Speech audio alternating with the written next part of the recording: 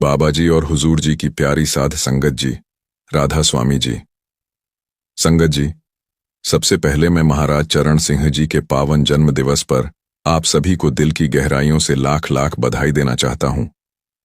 12 दिसंबर 1916 को वह पवित्र रूह इस धरती पर अवतरित हुई और न जाने कितनी ही आत्माओं के जीवन की दिशा बदलकर उन्हें मुक्ति के सच्चे मार्ग पर आगे बढ़ाया। आज उसी प्रेम, श्रद्धा और नतमस्तक भाव के साथ मैं आप सबके सामने एक बहुत ही खास बात साझा करने जा रहा हूं। कृपा करके इसे अंत तक जरूर सुनिएगा। संगत जी, मेरी प्यारी संगत जी, जब भी मैं यात्रा पर निकलता हूं, चाहे किसी भी दिशा में जाऊं, रास्ते में जगह जगह बने हुए सत्संग घर अपने आप मेरी नजर को खींच ही लेते हैं। उन सत्संग घरों को देखते ही दिल में एक अजीब सा सुकून उतर आता है, जैसे मालिक का आशीर्वाद हर मोड़ पर, हर कदम पर हमारे साथ चल रहा हो। एक बार जब हुजूर जी सत्संग के लिए शिमला पहुंचे तो कुछ प्रेमी सत्संगी भाइयों ने बड़ी विनती करके आग्रह किया कि हुजूर जी जरूर करड्योरा होते हुए कोटगढ़ तक घूमने चलिए। कोटगढ़ शिमला से तकरीबन 50-60 मील दूर है और 8 से 9 हजार फुट की ऊंचाई पर बसा हुआ एक शांत और बेहद सुंदर स्थान है। यहां से भारत तिब्बत की सीमा केवल 80 मील की दूरी पर है। 1966 में जब हुजूर जी शिमला के कार्यक्रम पर आए थे, उसी यात्रा के साथ उन्होंने कोटगढ़ में भी एक सत्संग आयोजित किया था। वह सत्संग इतना प्रभावशाली और प्रेम से भरा था कि वहां के पहाड़ी लोग दिल से प्रभावित हुए। उनके मन में इतना असर उतरा कि वे सत्संग के बाद शिमला और आसपास के क्षेत्रों में जाकर नाम की महिमा को समझने लगे और नाम की कमाई शुरू कर दी। अक्टूबर 1968 में हुजूर जी एक बार फिर कोटगढ़ की ओर पधारे और इस बार वो वहां 2 रातों के लिए रुके। रास्ते में घनघोर बारिश हो रही थी और पहाड़ों पर बर्फ भी गिरनी शुरू हो चुकी थी। जब हुजूर जी कोटगढ़ से लगभग 3 मील दूर पहुंचे तब जाकर बारिश तो थम गई, लेकिन आगे का रास्ता पूरी तरह बर्फ से ढका हुआ था। जीप गाड़ी उस बर्फ भरे रास्ते पर आगे नहीं बढ़ सकती थी। ऐसे में मालिक ने आगे का लगभग 2.5 मील का ऊबड़ खाबड़ पहाड़ी रास्ता पैदल ही तय किया। ठंडी हवा, फिसलन भरी पगडंडी और ऊपर से बर्फबारी, फिर भी हुजूर जी के कदम नहीं रुके। कोटगढ़ पहुंचकर हुजूर जी ने वहां 3 सत्संग किए और 210 सत्संगियों को नामदान देकर उनके जीवन में नई रोशनी भर दी। जब हुजूर जी नामदान शुरू करने ही वाले थे, तभी यह खबर पहुंची कि तिब्बत की सीमा के पास कुछ गतिविधि देखी गई है। उस समय तिब्बत की सीमा के पास स्थित एक छोटे से गांव के 3 व्यक्ति यह सुनकर कि कोई महान संत कोटगढ़ आए हुए हैं, 80 मील का लंबा और कठिन सफर पैदल तय करके ठीक नामदान शुरू होने के समय पहुंच गए। उनके चेहरे थकान से भरे थे, लेकिन दिल में मालिक को पाने की चाह पूरी तरह जगी हुई थी। हुजूर जी ने उनकी विनती को प्रेम से स्वीकार किया और उन तीनों को भी नामदान देकर नवाज दिया। इस घटना से यह बात बहुत साफ समझ में आती है कि सतगुरु का हर कदम एक विशिष्ट उद्देश्य से भरा होता है। मालिक जहां भी पधारते हैं वहां कोई न कोई दिव्य भेद छिपा होता है, कोई ऐसी दया जिसे केवल समय आने पर ही समझा जा सकता है। हुजूर जी के कोटगढ़ पहुंचने का यह सफर भी खाली नहीं गया। उन्होंने एक ऐसे क्षेत्र में नाम का बीज बोया जहां पहले मांसाहार, शिकार और पशुओं की बलि देने जैसे रिवाज पीढ़ियों से चलते आ रहे थे। अंधविश्वास लोगों की जिंदगी पर हावी था और अध्यात्म का नामो निशान तक नहीं था। लेकिन मालिक जहां कदम रखते हैं वहां अंधेरा अपने आप मिटने लगता है। वही कोटगढ़ और उसके आसपास के गांव जहां पहले अंधविश्वास का बोलबाला था, वहां अब करीब 15 से 20 हजार सत्संगी रहते हैं। हर साल, खासकर सर्दियों के मौसम में, सैकड़ों लोग दरबार आकर नामदान लेते हैं और अपनी जिंदगी बदल लेते हैं। पिछले लगभग 20 वर्षों में हुजूर जी ने देश के चारों कोनों में जाकर सत्संग फरमाया है। उनकी सत्संग की यह निरंतर यात्रा इतनी व्यापक रही है कि आज शायद ही कोई ऐसा शहर बचा हो जहां सत्संगी ना हो। देश के विभाजन के बाद कुछ सत्संगी कलकत्ता में जाकर बस गए थे। उनकी प्रार्थना सुनकर हुजूर जी ने वहां भी सत्संग शुरू किया और देखते ही देखते वहां भी संगत तेजी से बढ़ने लगी। पिछले 15 वर्षों में यह प्रेम और अध्यात्म की लहर पूरे देश में फैलती चली गई है।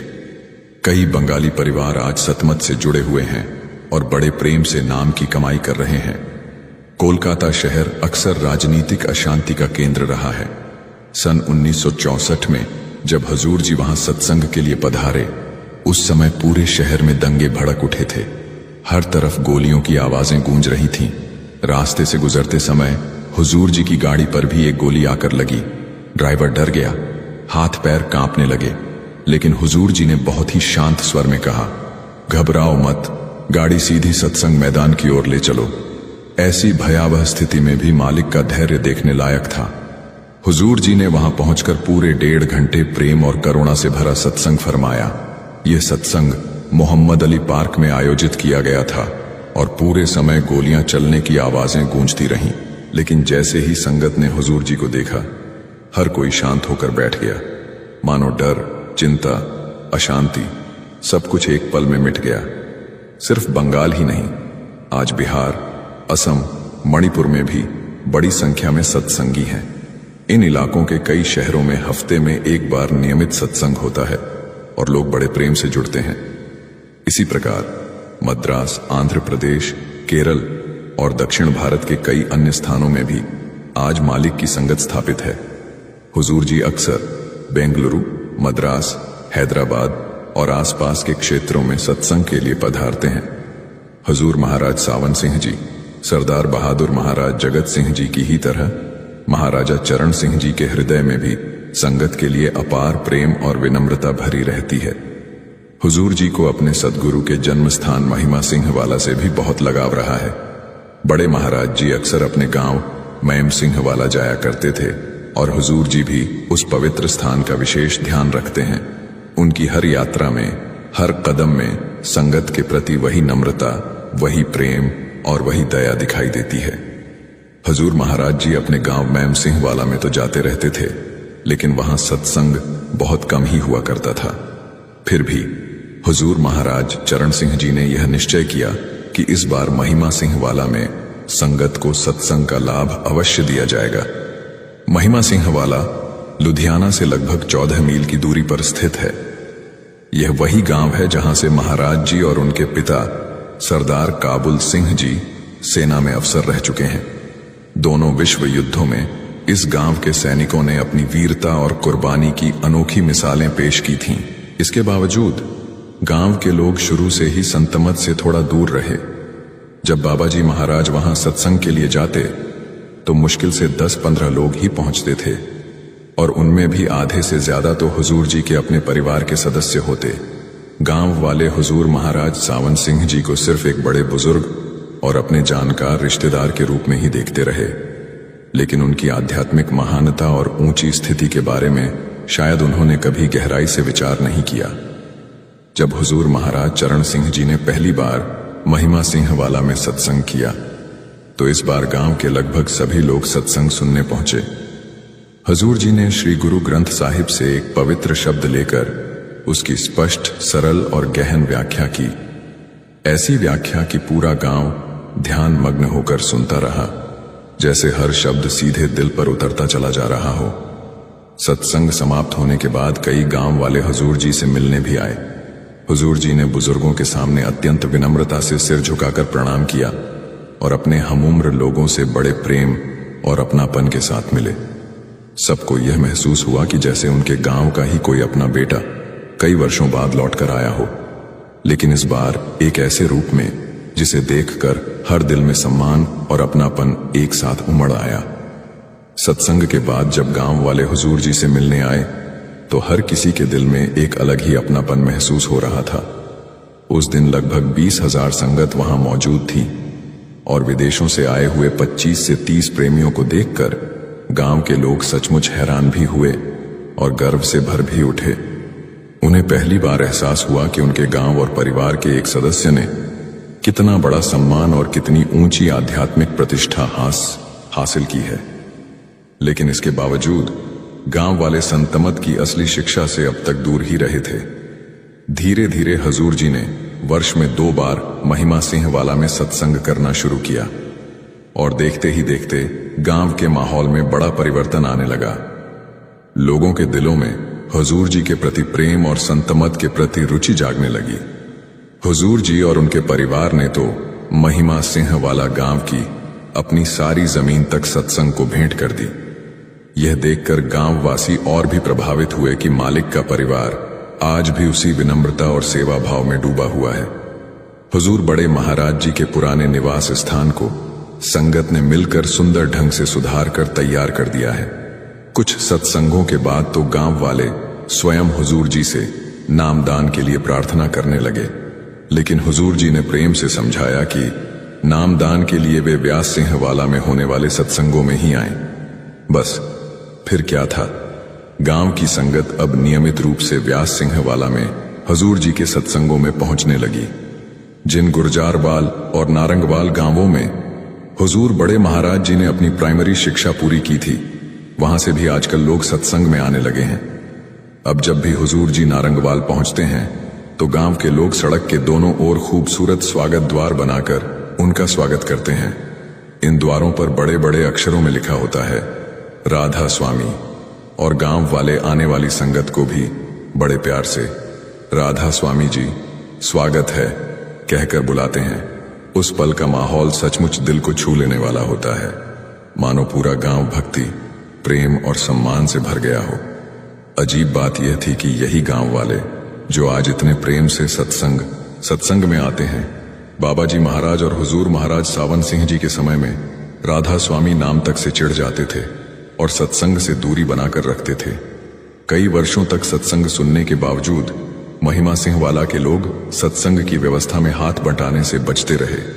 वे बस दर्शक की तरह दूर बैठ जाते, जैसे किसी और का काम हो, अपना नहीं। कुछ वर्ष पहले की बात है, हुजूर जी के सत्संग कार्यक्रम से ठीक 7 दिन पहले इतनी जोरदार बारिश हुई कि गांव के सारे कच्चे रास्ते गहरे कीचड़ में बदल गए। हालत यह थी कि मोटर तक फंस जाए तो निकालना मुश्किल हो जाए। डेरा से जो ट्रक शामियाने वगैरह लेकर निकले थे, वह सब गांव पहुंचने से पहले ही 1 मील बाहर पक्की सड़क पर ही उतारने पड़े। बारिश बीच बीच में रुकती और फिर शुरू हो जाती, जिससे स्थिति और भी खराब हो रही थी। डेरा प्रबंधन ने हुजूर जी से अर्ज की कि मालिक, रास्ते में इतनी कीचड़ है कि सामान भी महिमा सिंह वाला तक नहीं पहुंच सकता और संगत को भी वहां पहुंचने में बहुत कष्ट होगा। अगर उचित समझें तो कार्यक्रम रद्द कर दीजिए। हुजूर जी ने शांत स्वर में फरमाया, अगर महिमा सिंह वाला के गांव वाले खुद कह दें कि प्रोग्राम रद्द कर दो तो मैं कर दूंगा, लेकिन उनके बिना बोले मैं किसी हालत में सत्संग बंद नहीं करूंगा। इधर नारंगवाल गांव के लोगों ने अपनी गाड़ियों में शामियाने लादने शुरू कर दिए। उनका इरादा था कि अगर महिमा सिंह वाला में मुश्किल है तो सत्संग हमारे यहां कॉलेज के मैदान में हो जाए। यह सुनकर महिमा सिंह वाला के गांव वालों में एकदम से जोश दौड़ गया। उन्हें लगा कि अगर सत्संग किसी और गांव चला गया तो यह उनके लिए शर्म की बात होगी और वे अपने सतगुरु के प्रेम में पीछे रह जाएंगे। बस फिर पूरा गांव इकट्ठा हो गया। हर कोई कंधे से कंधा मिलाकर कीचड़ से भरे रास्ते को दुरुस्त करने में लग गया। गांव के बूढ़े, जवान, महिलाएं सब अपने स्तर पर सेवा में जुट गए। वातावरण ऐसा बन गया मानो पूरा गांव सिर्फ एक ही आवाज कह रहा हो, सत्संग हमारे गांव में ही होगा, चाहे इसके लिए हमें रात दिन क्यों ना लगाना पड़े।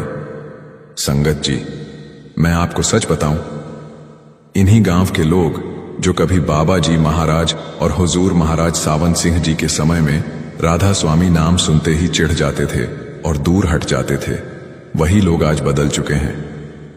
पहले तो कई सत्संग सुनने के बाद भी महिमा सिंह वाला गांव के निवासी सत्संग की सेवा में हाथ तक नहीं बढ़ाते थे, बस दर्शकों की तरह दूर खड़े रहते थे।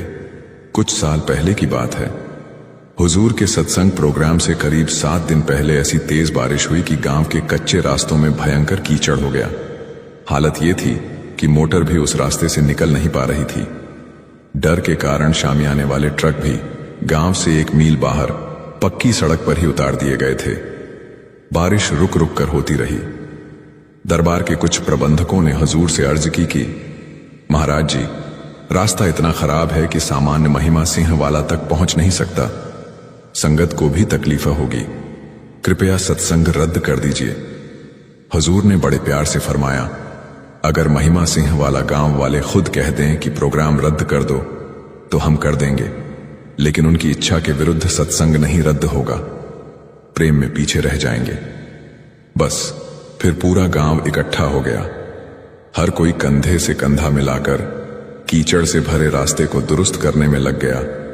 गांव के बूढ़े, जवान, इधर नारंग वाला गांव के लोग अपनी गाड़ियों में शामियाने लादने लगे ताकि सत्संग उनके कॉलेज मैदान में कराया जा सके।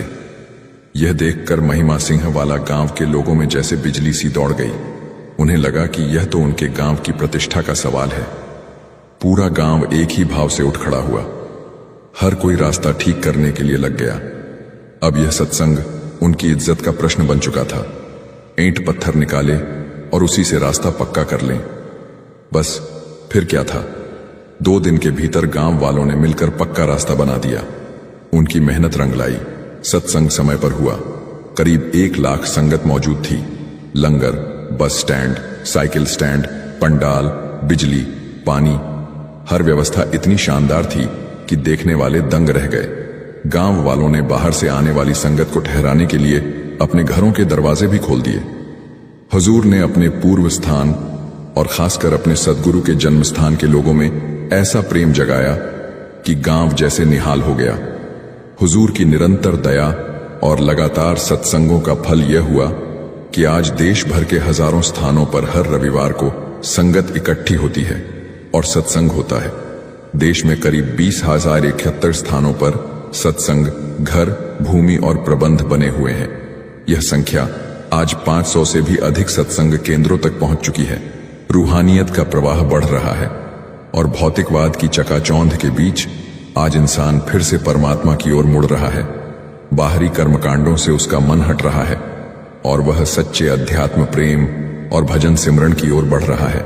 संगत जी, आजकल लोगों के भीतर एक अजीब सी जिज्ञासा जाग रही है। हर कोई रूहानियत के बारे में जानना चाहता है और इसके पीछे सिर्फ और सिर्फ हुजूर की अपार दया, उनका अथाह प्रेम और उनका कठिन परिश्रम है। हुजूर ने अपने आराम की, अपनी सुविधा की, यहां तक कि अपनी सेहत की भी परवाह किए बिना दिन रात मेहनत करके देश विदेश में संतमत की जोत जगाई है। उन्होंने अनगिनत जीवनों को नामदान का अमूल्य उपहार दिया और मुक्ति के मार्ग पर चलने की ताकत दी। संगत जी, इतिहास उठाकर देख लीजिए, ऐसी मिसाल कहीं नहीं मिलेगी। हुजूर जैसा त्याग, हुजूर जैसा समर्पण, यह दुर्लभ है। तो गुरु प्यारी संगत जी, हमें एक बात दिल से समझनी चाहिए। ये नाम की महिमा, ये रूहानियत की खुशबू, यह सब गुरु की मेहर से ही जगह जगह पहुंची है। इसलिए मेरी फोल्डेड हैंड्स विनती है कि हम अपना ध्यान पूरी तरह गुरु की कही हुई बातों पर लगाए रखें और भजन सिमरन में डूबने की कोशिश करें। यही मार्ग है, यही वचन है, यही हमारी मंजिल है। गुरु प्यारी साध संगत जी, सभी को प्यार भरी राधा स्वामी जी। संगत जी, अगर हम सचमुच उस परमात्मा की खोज में हैं तो सारे कामों को छोड़कर इन सभी बातों को ध्यान से सुनें।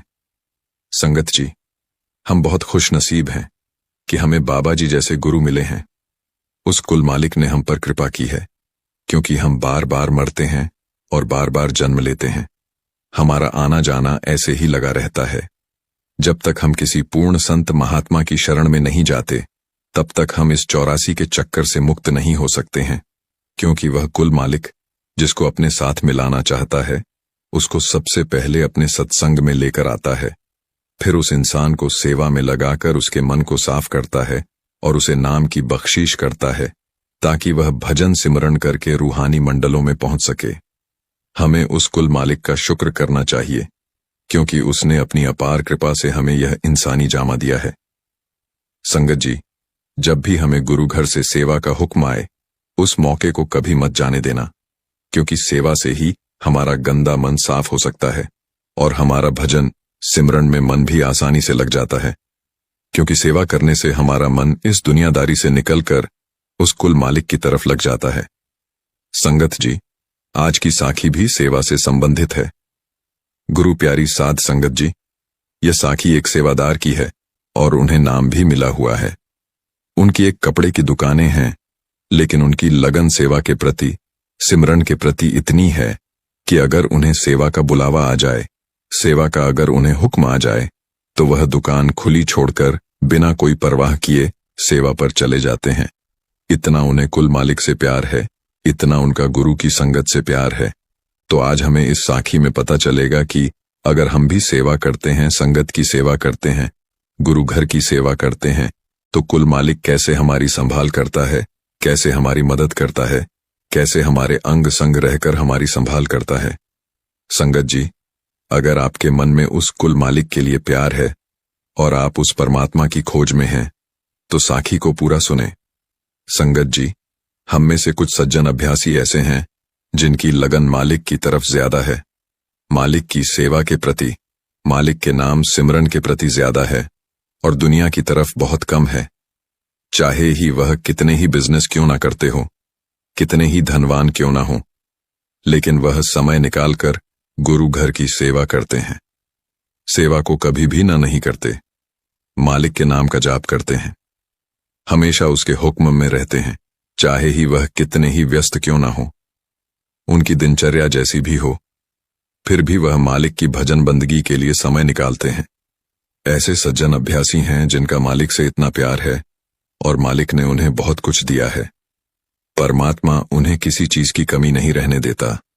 जो जीव सब कुछ होते हुए, एक अच्छा पैसा होते हुए, एक अच्छा परिवार होते हुए और एक अच्छी ऐशो आराम की जिंदगी होते हुए, वह उसमें डूबता नहीं, वह माया की गहरी नींद में डूबते नहीं। सब कुछ होते हुए भी उस कुल मालिक को याद करते हैं, कभी उसे भूलते नहीं। क्योंकि साध संगत जी, अक्सर देखा गया है, जब भी आदमी के पास उसकी जरूरत से ज्यादा पैसा आ जाता है, ऐशो आराम आ जाता है, या फिर अन्य दुनिया के पदार्थ आ जाते हैं जो कि उसकी जरूरत से ज्यादा हैं, तो वह उसमें डूब जाता है, माया की गहरी नींद में चला जाता है। उसे सत्य का ज्ञान ही नहीं रहता, उसे मालिक का ख्याल तक नहीं आता, उसे मालिक का नाम ही भूल जाता है, तो वह मालिक से दूर हो जाता है। वह यह भूल जाता है कि आज मेरे पास जो भी है, पैसा, ऐशो आराम, यह सब मालिक की कृपा से ही है, उसकी कृपा से ही है। देने वाला वह एक ही है, उसकी मर्जी है, जिसको जो चाहे वह दे देता है। उसकी मर्जी है कि वह दिया हुआ छीन भी लेता है, और जब छीन लेता है तो हमें दुख होता है, हम रोते हैं, उसके आगे फरियाद करते हैं। लेकिन जब मालिक की याद में बैठते हैं, उसकी भजन बंदगी करते हैं, उनके लिए सुख दुख नहीं होता, वह सुख दुख के पार चले जाते हैं। वह मालिक के बहाने को मानकर चलते हैं, वह मालिक के हुक्म में रहते हैं और आनंदित जीवन जीते हैं। इसीलिए मालिक उन्हें कोई दुख आने भी नहीं देता और उनके पास किसी भी चीज की कोई कमी नहीं होती। जो मालिक की भजन बंदगी करते हैं, मालिक के घर की सेवा करते हैं, नाम का प्रचार करते हैं, मालिक की बातें करते हैं, मालिक उन्हें किसी भी चीज की कमी नहीं रहने देता, उनका परमार्थ भी बना देता है, उनका स्वार्थ भी बना देता है। तो साध संगत जी, ऐसे ही एक सज्जन अभ्यासी हैं जो कि एक बहुत ही अच्छे सेवादार हैं। उनकी लगन रूहानियत की तरफ इतनी है कि अगर उन्हें रात के समय भी सेवा का हुक्म आ जाए तो वह रात को भी सेवा पर चले जाएंगे, चाहे ही वह कितनी ही गहरी नींद क्यों न सोए हों, क्योंकि उन्हें अपने गुरु से प्यार है, मालिक से प्यार है। उनके अंदर मालिक के नाम की तड़प है। जो ऐसे सज्जन अभ्यासी होते हैं, मालिक उन पर अपनी कृपा सदा ही अपार रखता है, उन्हें कोई दुख तकलीफ नहीं आने देता। अगर उन्हें कोई दुख आता भी है तो वह परमात्मा उन्हें महसूस ही नहीं होने देता, उन्हें किसी चीज की कमी नहीं रहने देता। हर पल उनकी संभाल करता है, हर पल उनके अंग संग रहता है। जब भी उन्हें सेवा का हुक्म हो, वह चले जाते हैं, चाहे वह अपनी दुकान पर क्यों ना हो। उनकी कपड़े की दुकान है और करीब 50 से ज्यादा लोग उनकी दुकानों पर काम करते हैं। उनका बिजनेस ऐसा है कि अगर उनके स्थान पर कोई और हो, वह चाहकर भी अपने बिजनेस को छोड़ नहीं सकता। क्योंकि साध संगत जी, आप तो जानते ही हैं कि जो बिजनेस क्लास के लोग होते हैं, उन्हें एक पल का भी समय मिल नहीं पाता। वह अपने लिए भी समय बहुत ही मुश्किल से निकालते हैं। वह दिन भर काम में रहते हैं, उन्हें कभी भी फुर्सत नहीं मिलती। उनका पूरा दिन केवल काम में ही चला जाता है, बिजनेस में ही चला जाता है। लेकिन जिसके अंदर मालिक के नाम की तड़प हो, मालिक का प्यार हो, गुरु का आशीर्वाद हो, वह अपने बिजनेस के साथ उस कुल मालिक की याद में भी बैठता है। गुरु घर की सेवा भी करता है, संगत की सेवा भी करता है, और मालिक ऐसे जीवों से बहुत खुश होता है जो ऐसे बैलेंस रखकर जीवन में चलते हैं। मालिक उन्हें बहुत सारी खुशियां देता है, किसी चीज की उन्हें कोई कमी नहीं रहने देता। तो वह भी ऐसे ही हैं, किसी चीज की उन्हें कोई कमी नहीं है, सब कुछ उनका अच्छा है, लेकिन वह गुरु घर की सेवा नहीं छोड़ते। तो एक दिन क्या हुआ कि उन्हें ऐसे ही सेवा का हुक्म हुआ। वह तुरंत सेवा पर चले गए और जल्दी जल्दी में अपनी दुकान पर काम करने वाले लोगों को बताना भूल गए कि मैं सेवा पर जा रहा हूं। तो वह सेवा पर चले गए और उन्होंने बहुत ही लगन से गुरु घर की सेवा की। सेवा के बाद जब वह वापस घर आए, घर से दुकान पर गए, तो उन्होंने दुकान पर जाकर अपना खाता देखना शुरू कर दिया कि आज कितने सामान की सेल हुई है। तो जब वह देखने लगे तो वहां पर एक बहुत बड़ा ऑर्डर उन्हें मिला हुआ था। वह ऑर्डर पास भी हो गया था। यह जानकर वह बहुत ही हैरान थे कि मैं तो सेवा पर था, यह ऑर्डर को किसने पास कर दिया। मुझे तो कोई फोन नहीं आया, लेकिन ऐसा कैसे हो सकता है कि मेरी इजाजत के बिना ऑर्डर पास हो गया हो। तो उन्होंने दुकान पर काम करने वाले लोगों से पूछा। उनमें से एक ने कहा, सेठ जी, आप कैसी बात कर रहे हो, ये ऑर्डर आपने ही तो पास किया है। जब शर्मा जी दुकान पर यह ऑर्डर देने आए थे तब आप दुकान पर ही तो थे, मैं आपके बगल में खड़ा था और आपने मेरे सामने ही ऑर्डर उनसे लिया था, और अब आप पूछ रहे हो कि यह ऑर्डर पास किसने किया। तो यह बात सुनकर वह हैरान रह गए और वह चुप हो गए। वह जान गए कि मैं तो सेवा में लीन था, यह अवश्य ही उस कुल मालिक की कृपा है, उसी ने मेरी जगह आकर मेरा काम संभाला है। वह समझ गए और जब वह घर गए तो जोर जोर से रोने लगे। वह कहने लगे कि मालिक, तू इतना दयालु है, तुझे अपने भक्तों प्यारों की इतनी परवाह है कि उन्हें कोई नुकसान ना हो जाए। वह बहुत रोए और उनकी लगन मालिक के प्रति और बढ़ गई। साध संगत जी, उनका स्वभाव इतना अच्छा है कि अगर उनकी दुकान कभी कभी बंद भी हो तो लोग उनके घर चले आते हैं कि हमें यह सामान चाहिए या फिर यह कपड़े चाहिए। उनके घर आकर उनको ऑर्डर दे जाते हैं। वह केवल इसलिए क्योंकि उनका स्वभाव बहुत ही अच्छा है। वह उस कुल मालिक से जुड़े हैं, उनकी वाणी बहुत ही मीठी है। संगत जी, जो मालिक से जुड़े होते हैं, मालिक के नाम का जाप करते हैं, उन पर मालिक की कृपा हमेशा रहती ही है। उनकी वाणी अपने आप मीठी हो जाती है। वह लोग अक्सर लोगों को पसंद आते हैं जो मालिक से जुड़े होते हैं, क्योंकि साध संगत जी, अगर कोई गुलाब का फूल होता है तो उसकी सुगंध तो फैलती ही है, लोगों को आकर्षित तो करती ही है। तो ऐसे ही मालिक के भक्त और मालिक के प्यारे भी उसके गुलाब के फूल होते हैं जिनके अंदर मालिक के नाम की खुशबू होती है, और वह खुशबू लोगों को अपनी तरफ आकर्षित करती है। लोग अपने आप उनकी तरफ आकर्षित होने लग जाते हैं और उनसे प्यार करने लग जाते हैं। तो ऐसा उनके साथ होता है। संगत जी, जब भी किसी ने कोई सामान लेना हो, किसी के घर शादी हो और उन्हें कपड़े लेने हो, और अगर उनकी दुकान बंद भी हो तो वह उनके घर ही चले जाते हैं कि हमें यह सामान चाहिए, ये आप हमें भिजवा दीजिए। इतनी उन पर मालिक की कृपा है। साध संगत जी, उनके मन में सेवा करते समय कभी भी अहंकार की भावना नहीं आई। उन्हें देखकर कोई भी यह नहीं कह सकता कि यह एक बहुत बड़े आदमी है। उनका स्वभाव बहुत ही अच्छा है, अहंकार रहित है, मन में कोई अहंकार नहीं है। हर किसी से बहुत ही प्यार से बात करते हैं, कभी किसी बात का अहंकार नहीं करते और दूसरों की मदद के लिए हमेशा ही तैयार रहते हैं। क्योंकि साध संगत जी, जो दूसरों की मदद करता है, मालिक उसकी मदद करता है। साध संगत जी, आज इस साखी से हमें भी यही सीखना चाहिए कि अगर हम पर मालिक की कृपा है, मालिक ने हमें सब कुछ दिया है, तो हमें उसे नहीं भूलना चाहिए। हमें यह नहीं भूलना चाहिए कि देने वाला वह एक है। अगर वह दे सकता है तो वह छीन भी सकता है। हमें उसकी भजन बंदगी को समय जरूर देना चाहिए। हमें सेवा के लिए समय जरूर निकालना चाहिए और हमारे मन में किसी तरह का भी कोई भी अहंकार नहीं होना चाहिए। हर पल हमें उस मालिक का शुक्र करना चाहिए कि तूने हमें अपनी शरण बख्श दी। मालिक से सिर्फ मालिक को ही मांगना चाहिए, कोई और इच्छा नहीं होनी चाहिए। वह कुल मालिक बहुत दयालु है, जो भी वह करता है अच्छे के लिए ही करता है। साध संगत जी, हमें उसके बहाने में रहना है, नाम की कमाई करनी है शब्द की कमाई करनी है। बस यही है जो हमारे साथ जाने वाली है। बाकी यहीं का यहीं धरा पड़ा रह जाना है। इसलिए फालतू बातों को भुलाकर नाम की कमाई की तरफ ध्यान देना है। साध संगत जी, सभी को प्यार भरी राधा स्वामी जी। साध संगत जी, एक सत्संगी परिवार के घर एक बच्चे ने जन्म लिया, लेकिन यह बच्चा जन्म से ही देख नहीं पाता था। मतलब यह अंधा था। सत्संगी परिवार ने अपने बच्चे का इलाज करवाने की बहुत कोशिश की, लेकिन कहीं से भी इलाज नहीं हो सका।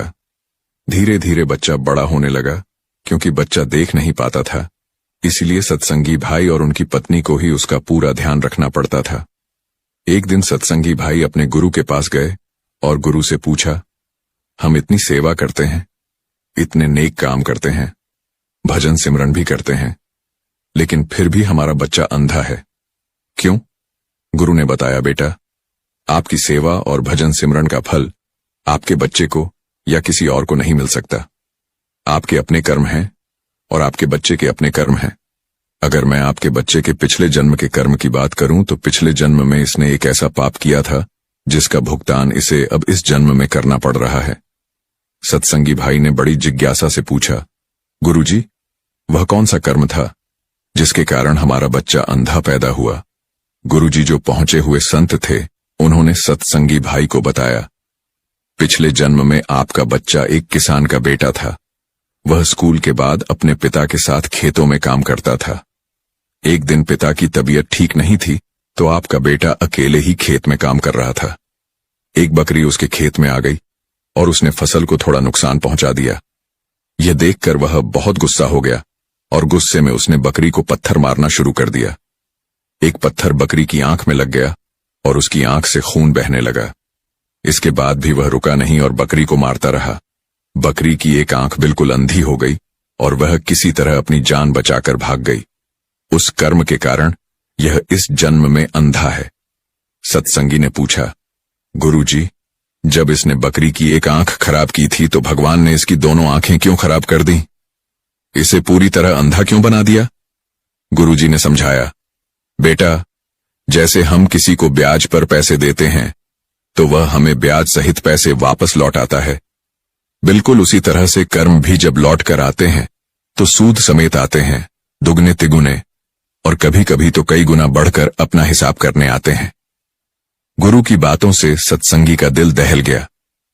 साध संगत जी, हमें यकीन है कि इन बातों को सुनकर आपका दिल भी दहल गया होगा। इसीलिए वीडियो की शुरुआत में हमने कहा था कि आज के इस वीडियो को सुनकर आप अपने आप को बुरे कर्मों से हमेशा दूर रखेंगे। साध संगत जी, आगे हम एक ऐसी अद्भुत प्रार्थना के बारे में चर्चा करेंगे जिसे खुद बाबा जी ने साध संगत को बताया है। यह प्रार्थना इतनी शक्तिशाली है कि इसे करने से आपके जीवन के सभी दुख धीरे धीरे दूर होने लगते हैं और मालिक की अनंत कृपा आप पर बरसने लगती है। जो भी इस प्रार्थना को सच्चे दिल से हर रोज सुबह और शाम मालिक को याद करते हुए दोहराता है, उसके जीवन में चमत्कारी बदलाव आने लगते हैं। मालिक ऐसी आत्मा को कभी किसी चीज की कमी महसूस नहीं होने देता। यह प्रार्थना केवल 6 शब्दों की है, लेकिन इसका असर आपके पूरे जीवन को बदलने की ताकत रखता है। इसे सच्चे विश्वास और भक्ति के साथ दोहराएं और देखें कि कैसे आपका जीवन एक नई दिशा में बढ़ने लगता है। आइए इस प्रार्थना का रहस्य जानें और इसे अपने जीवन में अपनाएं। इस प्रार्थना की गहराई और महत्ता को समझने के लिए मैं आपको एक अद्भुत और दिल को छू लेने वाली घटना सुनाना चाहती हूँ। यह घटना इस बात को उजागर करती है कि बाबा जी ने किस तरह संगत को इस प्रार्थना के बारे में बताया था। जब आप इस कहानी को सुनेंगे तो आपको इन 6 शब्दों की प्रार्थना का महत्व भी समझ में आएगा। इसके बाद आप निश्चित रूप से दिन में कम से कम 2 बार इसे बोलने की प्रेरणा महसूस करेंगे। साध संगत जी बाबा जी के साथ एक बेहद प्यारा और निष्ठावान सेवादार था। वह पूरी लगन और प्रेम से सेवा करता था। बाबा जी की कृपा से उसके जीवन में ऐसा बदलाव आया जिसे देख हर कोई चमत्कृत हो गया। उसके जीवन में खुशहाली और शांति का जो प्रकाश फैला, वह सब उस प्रार्थना के कारण संभव हुआ जिसे बाबा जी ने उसे सिखाया था। आइए इस घटना को ध्यान से सुनें और समझें कि वह कौन सी प्रार्थना थी जिसने उसके जीवन को बदल दिया। जब वह बाबा जी से जुड़ा था तो उसकी आर्थिक स्थिति कुछ बहुत अच्छी नहीं थी और घर में बहुत तरह की परेशानियां चलती रहती थीं। लेकिन बाबा जी ने इस भाई को वही शब्द में 2 बार बोलने को कहे और जब इसने वह शब्द बोले तो इस भाई और इसके परिवार के दिन बदलने लगे।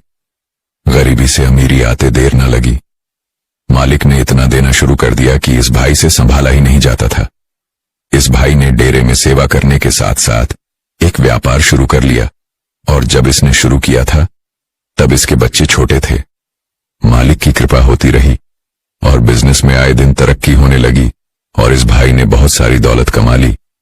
इसका असूल था कि जितनी भी कमाई होती उसका एक बड़ा हिस्सा यह परमार्थ में लगा देता था, क्योंकि इसका मानना था कि जिन्होंने मुझे इतना कुछ दिया है उसके घर जितना दे सकूं उतना थोड़ा होगा, तो यह अच्छी खासी रकम हर महीने परमार्थ में देता था।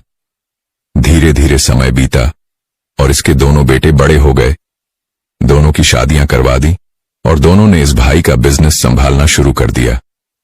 जब दोनों बेटों ने बिजनेस की भाग दौड़ अपने कंधों पर ले ली तो इस भाई ने बिजनेस से रिटायरमेंट ले ली और ज्यादातर समय डेरे और सत्संग घर में सेवा करने लगा। समय आगे बढ़ा और अब क्योंकि शुरू से ही इस भाई का भजन, सुमिरन और सेवा बहुत ज्यादा रही थी तो इसको एहसास हो गया कि अब जाने का समय नजदीक है।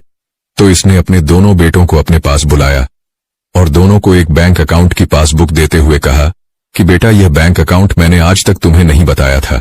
इस अकाउंट में जितने भी पैसे पड़े हैं वह मैंने इसीलिए अलग से जमा कर रखे थे कि कभी कोई बड़ी दिक्कत आई तो यह पैसे काम आ जाएंगे। लेकिन अब मेरा जाने का टाइम आ गया तो मैं इस अकाउंट को तुम दोनों के हवाले करता हूं। याद रखना, इस अकाउंट से पैसे तभी निकलना जब तुम्हें सच में इन पैसों की जरूरत हो और हर रोज मालिक से 6 शब्द की यह प्रार्थना बोलना। सुबह शाम मलिक की याद में बैठना, इस प्रार्थना को बोलना तो मलिक तुम्हें कभी भी ऐसा दिन नहीं दिखाएगा कि तुम्हें इस बैंक अकाउंट से पैसे की जरूरत पड़ जाए। सेवादार भाई ने अपने दोनों बेटों को 6 शब्दों की प्रार्थना बताई और अब वह बिल्कुल निश्चिंत हो गया। और जैसा कि सेवादार भाई को एहसास हो गया था तो एक दिन सेवादार भाई ने चोला छोड़ दिया। परिवार वालों ने सेवादार भाई का संस्कार किया और उसके बाद दोनों बेटे फिर से अपने पिता के बिजनेस को संभालने में लग गए। बिजनेस में बिजी होने के कारण दोनों अपने पिता की बताई 6 शब्दों की प्रार्थना को ही भूल गए। पूरा दिन बस पैसा कमाने पर लगे रहते, परमार्थ की तरफ जरा सा भी ध्यान नहीं दिया। समय आगे बढ़ता गया और कई साल के बाद इन्हें बिजनेस में मोटे नुकसान होने लगे। इन्हें समझ ही नहीं आ रहा था कि बिजनेस में नुकसान क्यों हो रहे हैं। दोनों भाई परेशान रहने लगे और एक दिन बड़े भाई को पिता की बात याद आई कि पिता ने समझाया था कि 6 शब्दों की प्रार्थना को हर रोज बोलना है। अगर रोज बोलोगे तो मालिक की कृपा होती रहेगी।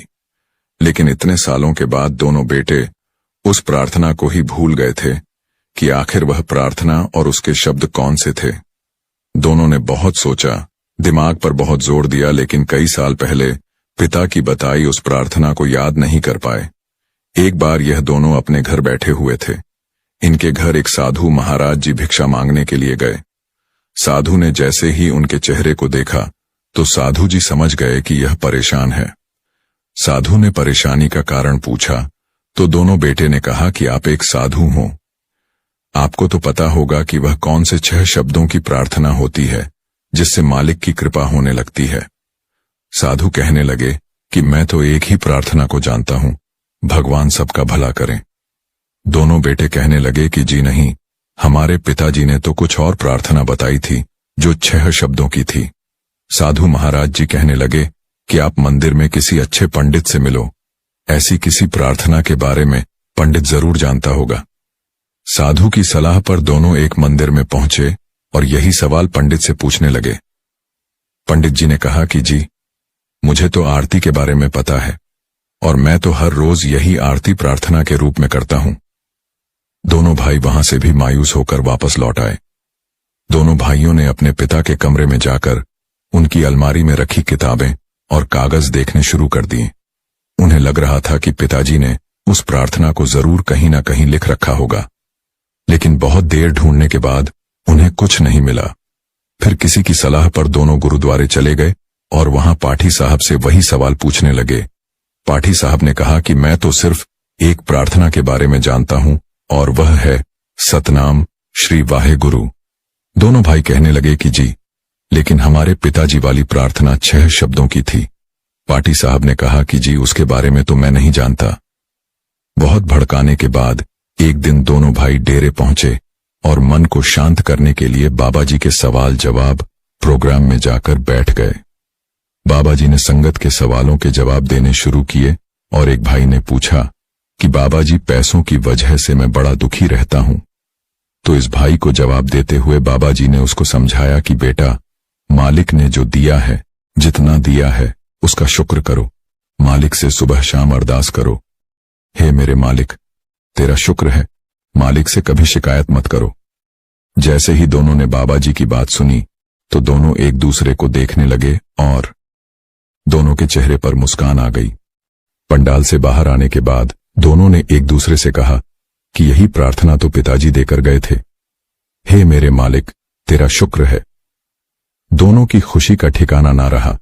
दोनों इतने दिनों से भटक रहे थे और बाबा जी के सवाल जवाब कार्यक्रम में दोनों को उनके सवाल का जवाब मिल गया। दोनों वापस घर आए और हर वेले मन में प्रार्थना करते रहते। खाना खाते तो प्रार्थना, घर से निकलते तो यही प्रार्थना। ऐसा कोई काम नहीं था जो यह दोनों इस प्रार्थना के बिना करते थे। समय बीता और इनके दिन फिर से बदलने लगे। फिर से बिजनेस में फायदे चलने लगे। साध संगत जी बाबा जी न जाने हजारों बार संगत को कह चुके हैं कि मालिक सुख दे तो शुक्र करो, दुख दे तो सब्र करो, मालिक पर विश्वास करो। साध संगत जी जो भी संगत हर मिले यह प्रार्थना दोहराता है, मेरे मालिक, तेरा शुक्र है उसके पास मालिक कभी किसी चीज की कमी नहीं होने देता। और जो इंसान हर वेले मालिक से शिकायत करता रहता है उसके पास से मालिक सब कुछ वापस ले लेता है। एक बार बाबा जी ने संगत को कहा था कि कोई कहने लगा कि मेरे पास जूते नहीं हैं। फिर मैंने किसी को देखा उसके पास पैर नहीं है। तो साध संगत जी, जब मालिक ने हमें सब कुछ पहले से ही दे रखा है तो हम क्यों नहीं मालिक का शुक्र करते? क्यों हर समय शिकायत करते रहते हैं? हमेशा अपने से ऊपर वालों को देखकर मालिक से शिकायत करते हैं कि हमारे पास वह क्यों नहीं जो उसके पास है। मालिक ने इंसान का जमा दे दिया, ये क्या कम है? और किसी चीज के लिए ना सही, इस इंसानी जामे के लिए तो मालिक का शुक्र ही कर सकते हैं ना। इस प्रार्थना में इतनी ताकत है जो किसी के भी दिन बदल सकती है। साध संगत जी, अभी आप वीडियो में बने रहिए। अब हम आपको एक और बात के बारे में बताते हैं। साध संगत जी, हमें हर रोज इस प्रार्थना को तो पढ़ना ही है, लेकिन इससे पहले हमें एक और जरूरी काम करना है जो हम आपको अब इस घटना में बताने जा रहे हैं। बाबा जी के बहुत करीबी पाठी जी हुआ करते थे और बाबा जी जब भी सत्संग फरमाने जाते तो पाठी साहब को अपने साथ लेकर जाते। अब इस बात को पाठी साहब ने कुछ और ही समझ लिया और उनके अंदर अहंकार ने जन्म ले लिया। उन्हें लगने लगा कि क्योंकि उनकी आवाज बहुत अच्छी है और इसी वजह से बाबा जी उन्हें हमेशा अपने साथ लेकर जाते हैं। लेकिन साधा संगत जी, परमार्थ में अहंकार का कोई स्थान नहीं होता। जब बाबा जी पाठी साहब को लेकर एक जगह सत्संग फरमाने गए तो बाबा जी के सत्संग से एक दिन पहले सत्संग कर्ता जी ने सत्संग फरमाया था। उस दिन सत्संग कर्ता जी और पाठी साहब जी के साथ स्टेज पर बाबा जी बैठे हुए थे। जैसे ही सत्संग शुरू होने का समय हुआ तो पाठ साहब ने शब्द पढ़ने शुरू किए, लेकिन उस दिन पाठी साहब के गले से आवाज ही नहीं निकली।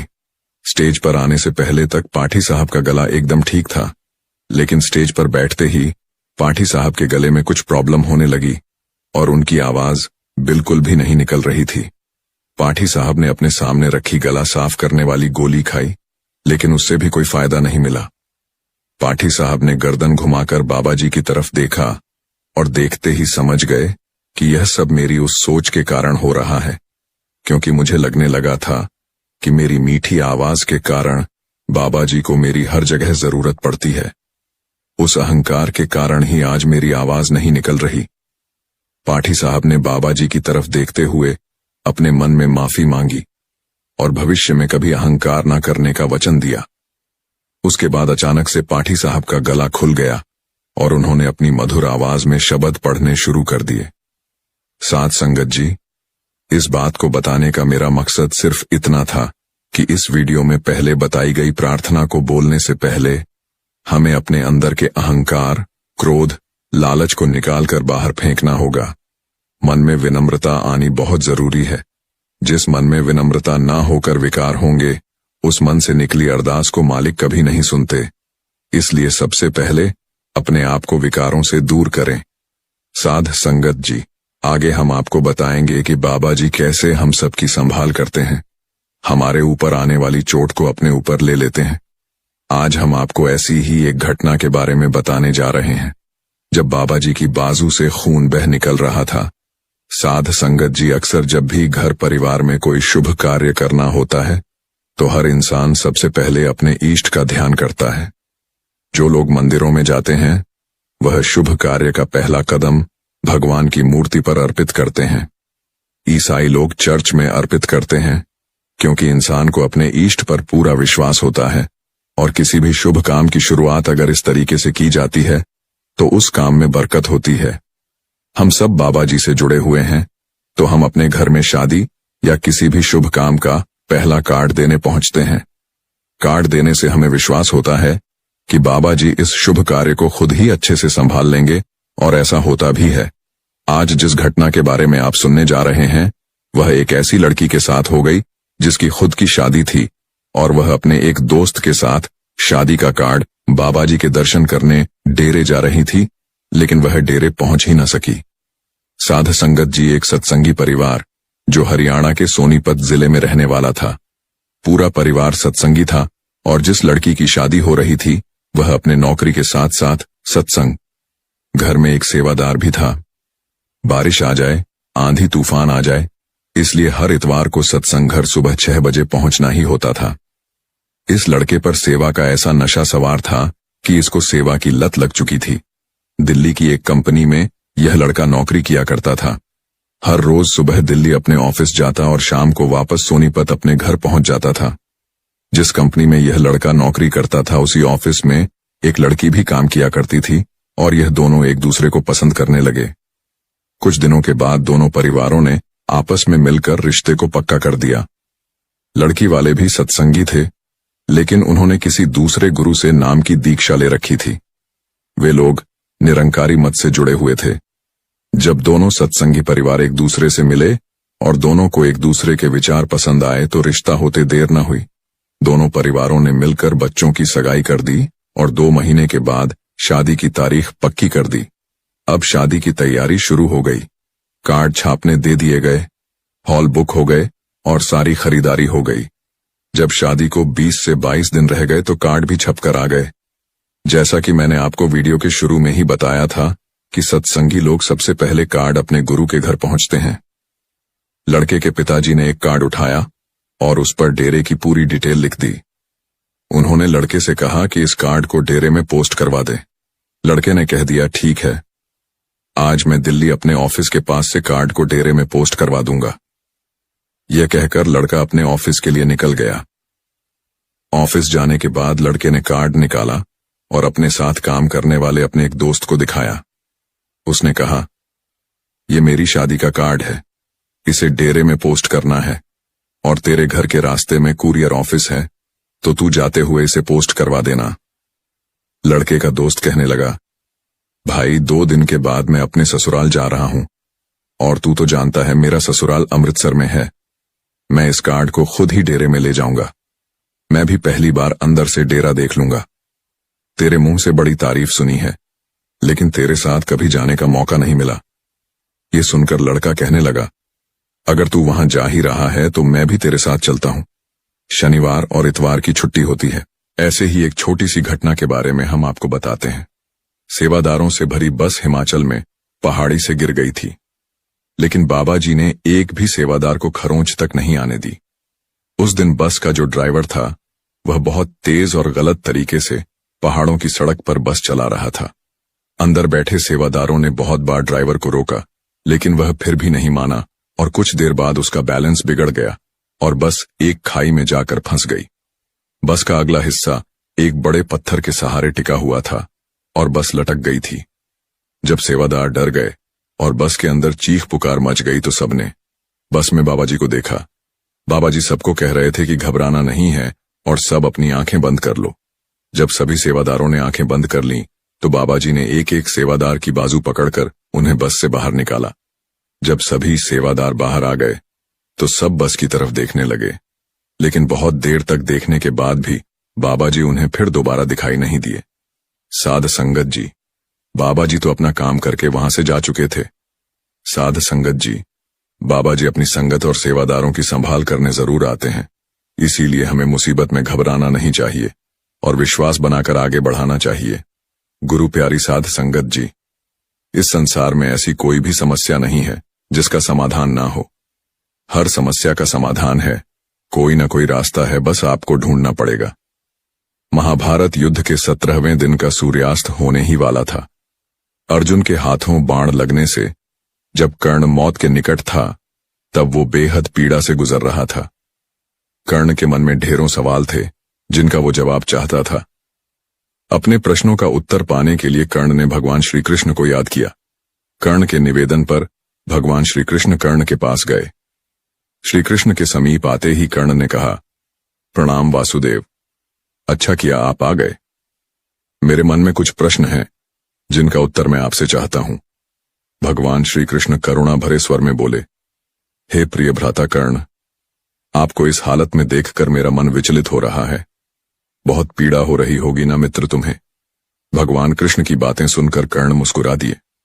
भगवान कृष्ण ने कहा, पूछो राधे, क्या पूछना चाहते हो? कर्ण ने भगवान से कहा, हे वासुदेव, मेरे दुर्भाग्य की सीमाओं को क्या आप माप सकते हैं? मैं सूर्यपुत्र राधे कर्ण के नाम से जाना जाता हूं। मैं कुंती पुत्र कर्ण राधे के नाम से जाना जाता हूं। मैं कुलीन युधिष्ठिर, शक्तिशाली भीम, शूरवीर अर्जुन, सुंदर नकुल और बुद्धिमान सहदेव का ज्येष्ठ भ्राता कर्ण राधेय के नाम से जाना जाता हूं। सारा संसार मुझे सूतपुत्र कहता रहा और मैं सुनता रहा। तनिक सोचिए वासुदेव, तनिक सोचिए, तनिक मेरी पीड़ा को समझने का प्रयत्न कीजिए। भगवान कृष्ण कर्ण के और पास गए और बोले, हे राधे, आज जो भी बोलना है जी भर कर बोलिए। कर्ण बोला, हे माधव, जन्म देते ही मुझे मेरी मां ने त्याग दिया, क्योंकि मैं माता के विवाह से पूर्व जन्मा था। परंतु एक अवैध पुत्र के रूप में जन्म लेने में मेरा क्या अपराध था? गुरु द्रोणाचार्य ने मुझे शिक्षा देने से मना कर दिया, क्योंकि मैं एक सूत पुत्र था। क्षत्रिय होते हुए भी मैं क्षत्रिय नहीं था। जीवन भर मैं इस बोझ को ढोता रहा, परंतु इसमें मेरा क्या अपराध था? भगवान परशुराम ने मुझे उपहार स्वरूप शिक्षा तो दी, परंतु अभिशाप स्वरूप श्राप भी दिया कि जिस वक्त इस विद्या की मुझे सबसे अधिक आवश्यकता होगी, उस वक्त मैं उस विद्या को भूल जाऊंगा।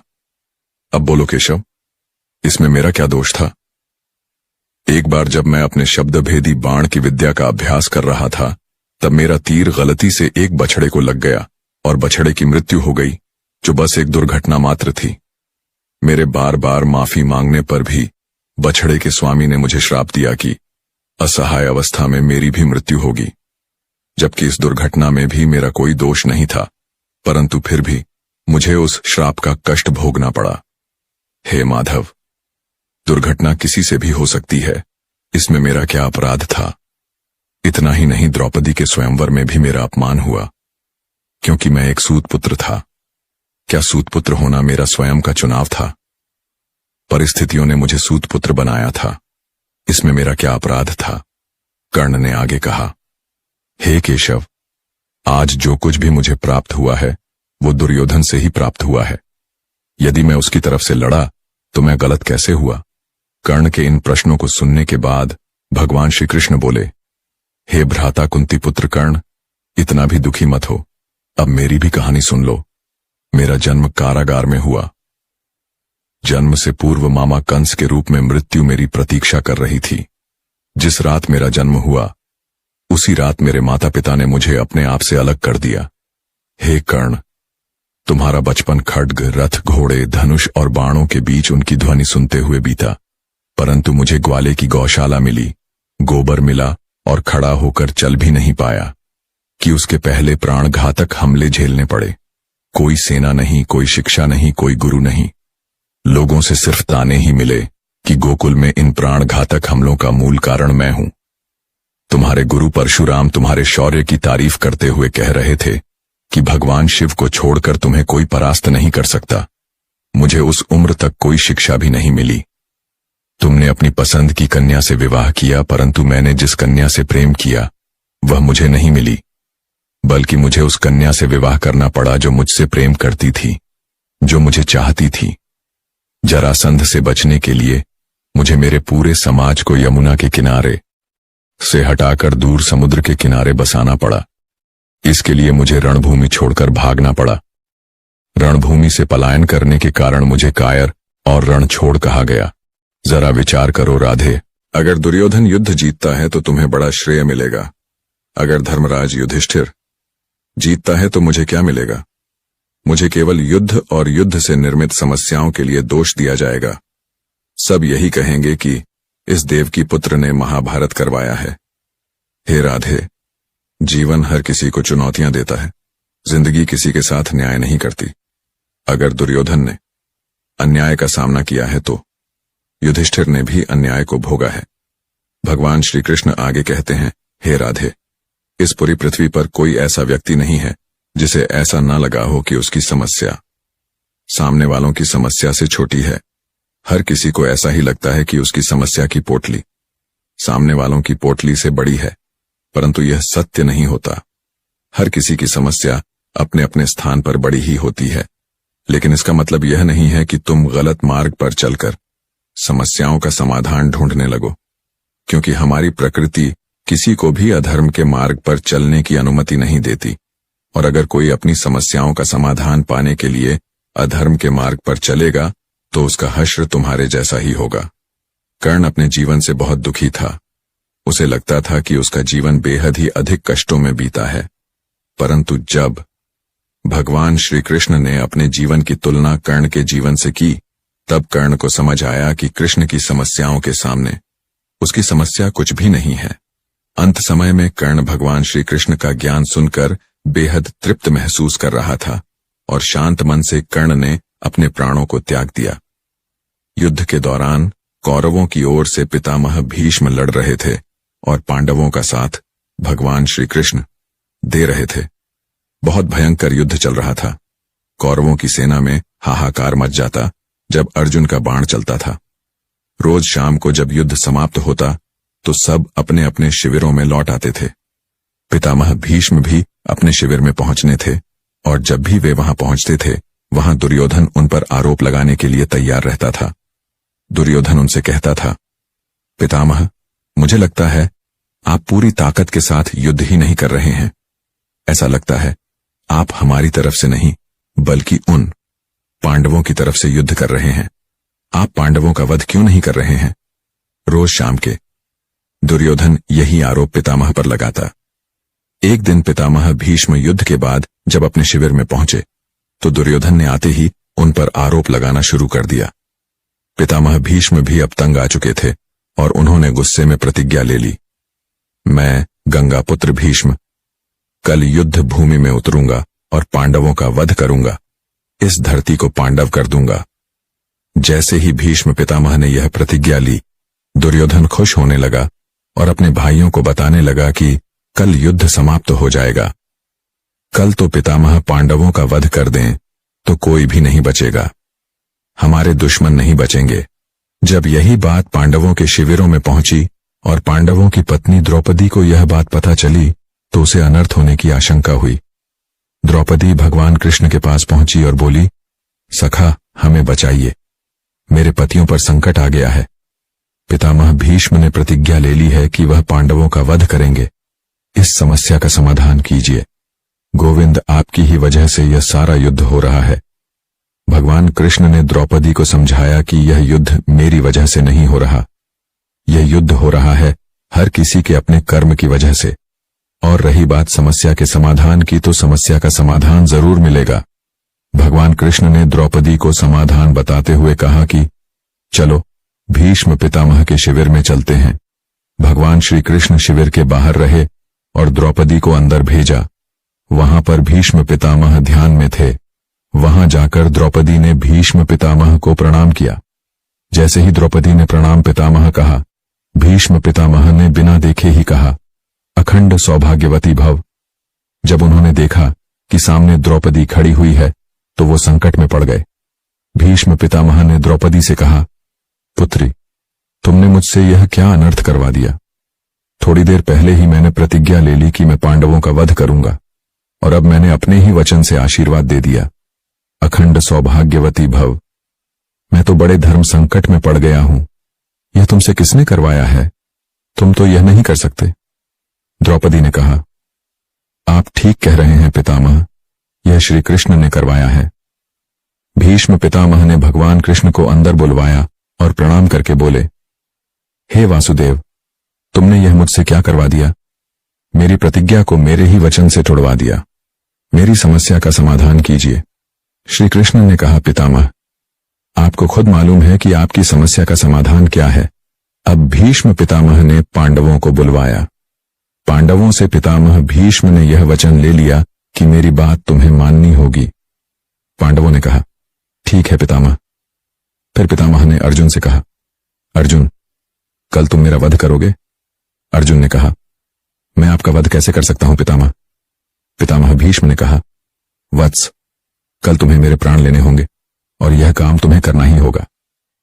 अर्जुन ने कहा, जो आज्ञा पितामह, लेकिन मैं आपका वध कैसे कर सकता हूं? आपको तो इच्छा मृत्यु का वरदान है। भीष्म पितामह ने कहा, तुम बात तो ठीक कह रहे हो। जब मैं अपनी पूरी ताकत से लड़ूंगा तो महादेव के अतिरिक्त मुझे कोई और परास्त नहीं कर सकता। लेकिन एक युक्ति है जिससे तुम बच सकते हो। तुम मेरे सामने युद्धभूमि में किसी नारी को लेकर आ जाओ। पांडवों ने कहा, पितामह, युद्धभूमि में नारी कैसे आएगी? पितामह ने कहा, अब यह सब वासुदेव पर छोड़ दो। अर्जुन दूसरे दिन युद्ध में अपने रथ पर शिखंडी को लेकर आया और पितामह को बाणों की शैया पर लिटा दिया। भीष्म प्रतिज्ञा भी नहीं टूटी और पांडव भी बच गए। ये छोटी सी कहानी बहुत बड़ी बात सिखाती है। पहली बड़ी बात सिखाती है कि जिंदगी में संस्कार सबसे बड़ी चीज है। हमें अपने संस्कार नहीं भूलना चाहिए, क्योंकि संस्कार जिंदा रहेंगे तो हम जिंदा रहेंगे। और यही काम कौरवों की पत्नियां कर देती तो शायद कौरव भी जिंदा रह सकते थे। और दूसरी बड़ी बात की जिंदगी में हर समस्या का समाधान है। इतने बड़े बड़े संकट आए, लेकिन महाभारत में हर संकट का समाधान होता चला गया। दोस्त, जीवन बहुत सुंदर है, इसे और सुंदर मत बनाओ। मन ऐसा रखो कि किसी को बुरा ना लगे, दिल ऐसा रखो कि किसी को दुखी ना करे, स्पर्श ऐसा रखो कि किसी को दर्द ना हो, और रिश्ता ऐसा रखो कि उसका अंत ना हो। इंसान बड़ा हुआ तो बचपन भूलता है, शादी हुई तो माता पिता को भूलता है, बच्चे हुए तो भाई बहनों को भूलता है, अमीर हुआ तो गरीब को भूलता है, और जब वृद्ध होता है तो भूला हुआ सब याद करके रोता है। ऊंचा उठने के लिए पंखों की आवश्यकता पक्षियों को पड़ती है। मनुष्य जितना विनम्रता से झुकता है उतना ही ऊपर उठता है। बुराई को खुद में ढूंढो और अच्छाई को दूसरों में तलाश करो। यही असली कमाई है जो आपके साथ जाएगी ना। फीस लो इस उम्मीद में कि कोई तुम्हें उठा लेगा। सोचकर मत कूदो दरिया में कि कोई तुम्हें बचा लेगा। ये दुनिया तो एक अड्डा है तमाशबीनों का। अगर देखा तुम्हें मुसीबत में तो हर कोई यहां मजा लेगा। संसार का सबसे सुरक्षित बीमा है परमात्मा पर भरोसा। बस याद करें और अच्छे कर्मों की किश्त भरते रहे। जीवन में गलतियां करना गलत नहीं है, बल्कि गलतियां दोहराना गलत है। जीवन के 5 सबसे बड़े शिक्षक: पहला धोखेबाज इंसान, दूसरा अकेलापन, तीसरा असफलता, चौथा अफसोस और पांचवा खाली जेब। अपने अंदर के डर को खत्म कर दो, नहीं तो वो डर कल आपको खत्म कर देगा। कुछ को हराना चाहते हो तो तलवार लेकर चलो, सबको जितना चाहते हो किरदार लेकर चलो। तेरे पास जो है उसकी कद्र कर। यहां आसमान के पास भी खुद की जमीन नहीं। दुनिया में कोई परफेक्ट नहीं है। मजबूत बने और कभी हार ना माने। लोग चाहते हैं कि आप बेहतर करें, लेकिन वो कभी नहीं चाहते कि आप उनसे बेहतर करें। दुनिया में आए हो तो जीने का हुनर रखना। दुश्मनों का डर नहीं, बस अपनों पर नजर रखना। किसी को इतना महत्व नहीं देना चाहिए कि वो हमारे चेहरे से मुस्कान ही छीन ले लिया। सांपों को यह कहकर सपेरे ने, हर इंसान को डसने के लिए इंसान ही काफी है। परफेक्ट जोड़ी सिर्फ जूते की होती है, बाकी सब वहम है। नाकामी यह नहीं कि आप गिर जाएं, बल्कि नाकामी यह है कि आप दोबारा उठने से इनकार कर दें। मां की तरह कोई ख्याल रख पाए, यह तो बस ख्याल ही हो सकता है। साहिल पर बैठे ये सोचते हैं, आज कौन ज्यादा मजबूर है, यह किनारा जो चल नहीं सकता या वो लहर जो ठहर नहीं सकती। चिंता, कर्ज और प्रेम कोई जानबूझकर नहीं करता, समय और परिस्थितियों के अनुसार हो जाता है। शिक्षा कहीं से भी प्राप्त कर सकते हैं, लेकिन संस्कार हमेशा घर से ही मिलते हैं। दिमाग सबके पास है, चालाकी करनी है या ईमानदारी सब संस्कारों पर निर्भर करता है। जिंदगी निकल जाती है ढूंढने में कि ढूंढना क्या है, और अंत में तलाश सिमट जाती है इस सुकून में कि जो मिला वो भी कहां साथ लेकर जाना है। उम्र के साथ दृष्टि भले ही कमजोर हो जाए, पर बहुत कुछ स्पष्ट नजर आने लगता है। समस्या जब अपनों से हो तब समाधान खोजना चाहिए, न्याय नहीं। न्याय में एक खुश होता है और दूसरा नाराज, जबकि समाधान में दोनों खुश होते हैं। खुशी का पहला उपाय, पुरानी बातों को ज्यादा ना सोचा जाए। समय और शब्द दोनों का उपयोग लापरवाही से न करें, क्योंकि ये दोनों ना दोबारा आते हैं, ना मौका देते हैं। वाणी की मिठास से किसी के मन को समझना बहुत ही मुश्किल है। जब धन कमाते हैं तो घर में चीजें आती हैं, लेकिन जब किसी से दुआएं कमाते हैं तो धन के साथ खुशी, सेहत और प्यार भी आता है। हमेशा अपनी बात कहने का अंदाज खूबसूरत रखो, ताकि जवाब भी खूबसूरत सुन सको। आपकी जिंदगी के महंगे सबक अक्सर सस्ते लोग ही देकर जाते हैं। खूबसूरती दिल और जमीर में होनी चाहिए। लोग बेवजह शक्ल और कपड़ों में टटोलते हैं। कोशिश करो कि जिंदगी का हर लम्हा अच्छे से अच्छा गुजरे, क्योंकि जिंदगी नहीं रहती, मगर अच्छी यादें हमेशा जिंदा रहती हैं। क्षमा गलतियों की होती है, धोखे की नहीं। नटखट तो बचपन होता है, बाद में नट तो ढीले होकर गिर जाते हैं और रह जाती है सिर्फ खटखट। कभी मायूस मत होना दोस्त, जिंदगी अचानक कहीं से भी अच्छा मोड़ ले सकती है। लोग अपने प्रति आपके बदलते हुए रवैये पर ध्यान देंगे, लेकिन अपने उस व्यवहार पर ध्यान नहीं देंगे जिसकी वजह से आप बदले। फिर से प्रयास करने से मत घबराना, क्योंकि इस बार शुरुआत शून्य से नहीं, अनुभव से होगी। बाद में पछतावे से बेहतर है एक बार और जी जान लगाकर कोशिश कर ली जाए। हैसियत का कभी अभिमान मत करना। उड़ान जमीन से शुरू होकर जमीन पर ही समाप्त होती है। शरीर की हिफाजत धन से भी अधिक करनी चाहिए, क्योंकि शरीर बिगड़ने के बाद धन भी उसकी हिफाजत नहीं कर सकता। दुआएं करवाई नहीं जाती, ली जाती हैं। किसी के मुश्किल वक्त में साथ देकर और किसी की मुस्कुराहट की वजह बनकर। दूध, दही, छाछ, मक्खन, घी सब एक ही वंश के हैं, फिर भी सबकी कीमत अलग है, क्योंकि श्रेष्ठता जन्म से नहीं बल्कि अपने कर्म, कला और गुणों से प्राप्त होती है। वो गलतियां बहुत दर्द देती हैं जिनकी माफी मांगने का वक्त निकल चुका हो। बहुत गुरूर था छत को छत होने का, एक मंजिल और बनी छत, फर्श हो गई। बेईमानी की जीत से सच्चाई की हार अच्छी है। जिंदगी में जो होता है अच्छे के लिए होता है। कोई भी बिछड़ जाए आपसे तो समझो उससे बेहतर कोई और होता है। अपनी कमियों को केवल हम ही दूर कर सकते हैं और कोई नहीं। बाकी सब तो इसका फायदा उठाना जानते हैं। दुनिया में सुख एक ऐसी चीज है जिसको अमीर आज तक खरीद नहीं सके। कुछ तो भूख की भी कीमत है, वरना बांसुरी तो बहुत सस्ती मिलती है। जिंदगी का एक यही उसूल है कि वो भी एक दिन रोता है जो दूसरों को रुलाता है। पहले जैसा रंग नहीं है। जीवन की रंगोली में जाने कितना जहर भरा है अब लोगों की बोली में। बांटना है तो हंसी बांट लो, आंसू तो सबके पास है। हर किसी को जिंदगी दो तरीके से जीनी चाहिए। पहला जो हासिल है उसे पसंद करना सीख लो, और दूसरा पसंद है उसे हासिल करना। जमीन और किस्मत एक जैसी होती है। इंसान जो बोता है उसे वैसा ही फल मिलता है। जैसे दिन ढलता है वैसे ही जिंदगी भी धीरे धीरे ढलती जाती है। इसलिए हरदम खुश होकर जियो। माफी मांगने वाले हमेशा गलत नहीं होते। कुछ लोग झुक जाते हैं रिश्ते बचाने के लिए। जब रिश्तों में जिद और मुकाबला आ जाए तो ये दोनों जीत जाते हैं, सिर्फ रिश्ता हार जाता है। सफाई वहां देनी चाहिए जहां उसे सुनने और समझने वाला एक खुला दिमाग हो। अगर किसी ने आपको गलत मान लिया है तो उस पर सफाई देने का मतलब खुद को खुद की नजरों में गिरना है। किसी से दोस्ती ऐसे निभाओ कि देखकर आपके दुश्मन भी ये कहें कि काश हम भी इनके दोस्त होते। दुनिया में बहुत कम ही लोग आपका दुख समझते हैं, बाकी सब तो सिर्फ कहानी सुनना पसंद करते हैं। तकलीफ होने पर जो सबसे पहले याद आए वो जीवन का सबसे मूल्यवान व्यक्ति होता है। भाग्य बदल जाता है अगर इरादे मजबूत हों, वरना जीवन बीत जाता है किस्मत को दोष देने में। चिंता करने से आने वाली परेशानी दूर हो या ना हो, लेकिन अभी का सुकून जरूर चला जाता है। हमेशा खुश रहा करो, ये सोचकर कि दुनिया में हमसे भी ज्यादा परेशान और दुखी लोग हैं। पल पल हमदर्दी जताने वाले निभाने के वक्त सबसे दूर खड़े नजर आते हैं। बीता हुआ समय सीख और तकलीफ दोनों देता है। ये हम पर है कि हम क्या लेना चाहते हैं। कौन कहता है कि बड़ी गाड़ियों में ही सफर अच्छा होता है। सच्चे रिश्ते और अच्छे मित्र साथ हों तो जिंदगी पैदल भी मजेदार होती है।